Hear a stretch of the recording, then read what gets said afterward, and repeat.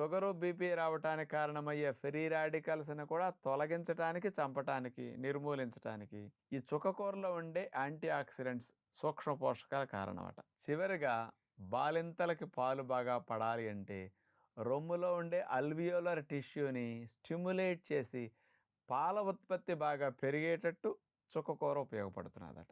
Okay. అందుకని ఆకుకూరల్లో చుక్కకూర బాలింతలు బాగా తినాలన్నమాట.